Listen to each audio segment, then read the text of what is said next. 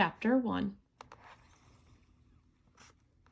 After passing through the neat boulevards of Stillwater, the moving truck rumbled past the low houses and blinking billboards of Hillport. The town had every kind of penguin attraction imaginable. There were penguin petting zoos, penguin gift shops, even a penguin water slide. The truck eventually came to a stop in front of a sagging building.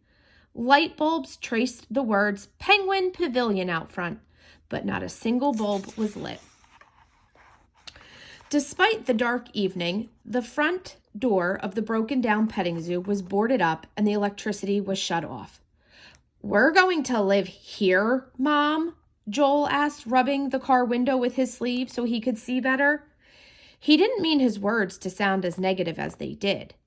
"Is there even any power?" asked his little sister Nina from the middle seat of the moving truck. "I have a call in to the electric company," their mother said. "They'll have it back on as soon as they can. Come on, kids. I need you to be flexible and understanding for a few days." "Are there really going to be penguins living inside?" Nina asked, climbing over Joel so she could press her face against the fogged side window.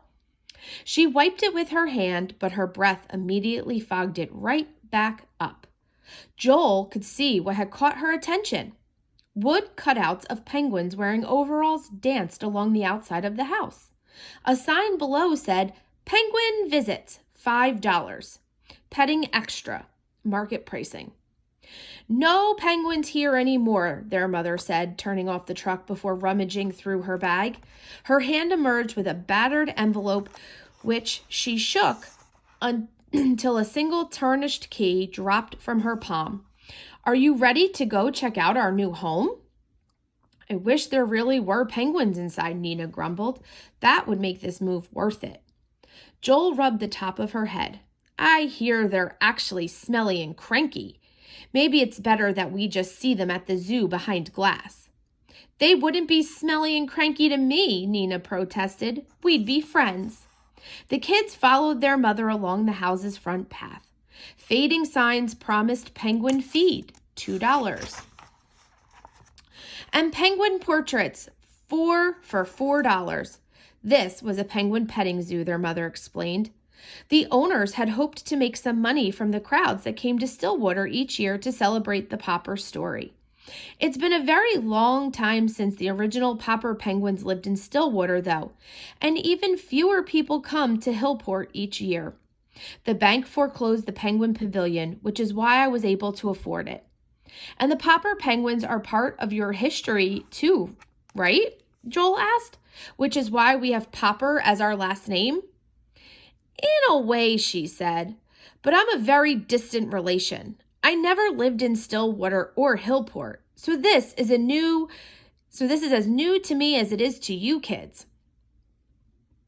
"What does foreclosed mean?" Nina whispered to Joel, while their mother worked to fit the key into the lock.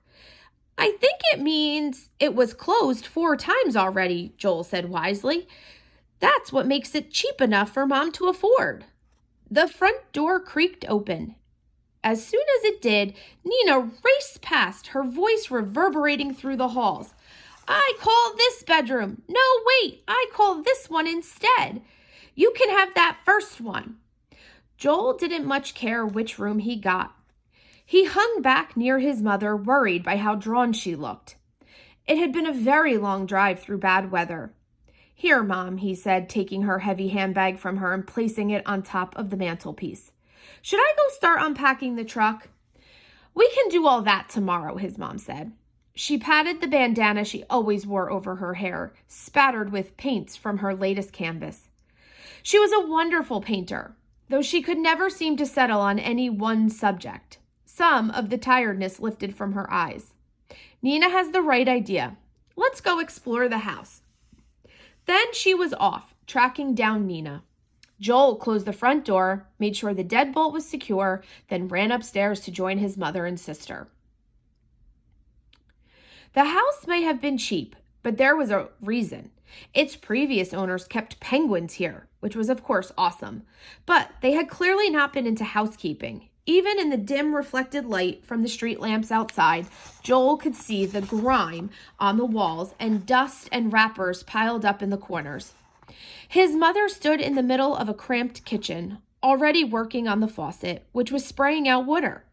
When she saw Joel, she gave a tight smile. At least we know we have running water. Don't worry, we'll get this place cleaned up in no time. I'm sure we will, Mom, Joel said, nodding.